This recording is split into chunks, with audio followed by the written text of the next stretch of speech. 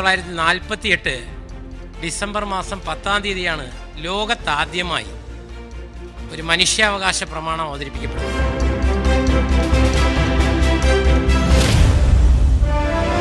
Kerala assembly അഭിമാനത്തോടെ പറയാം, ഇന്ത്യക്കാകെ മാതൃക അസംബ്ലി തന്നെയാണ്.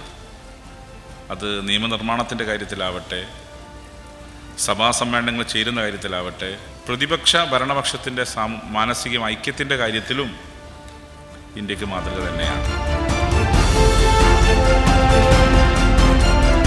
100% വനിതാ അംഗങ്ങളുള്ള ഈ മാതൃകാ നിയമസഭയിൽ പങ്കെടുക്കുന്ന എല്ലാ വിദ്യാർത്ഥിനി സുഹൃത്തുക്കൾക്കും ഹൃദയത്തിൻ്റെ ഭാഷയിൽ സ്നേഹാഭിവാദ്യങ്ങൾ അർപ്പിക്കുകയാണ്.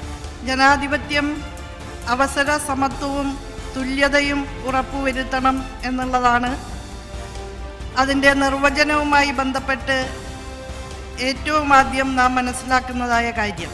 പക്ഷേ നമ്മുടെ സമൂഹത്തിൻ്റെ ശ്രേണീകൃതമായ അധികാരഘടന കൃത്യമായ നിലയിൽ പ്രതിഫലിക്കുന്ന വിധത്തിലാണ് ഇന്നും നമ്മുടെ ജനാധിപത്യ വേദികളുടെ ഘടന എന്നുള്ളത് തീർച്ചയായും നിർഭാഗ്യകരമായ ഒന്ന് തന്നെയാണ്.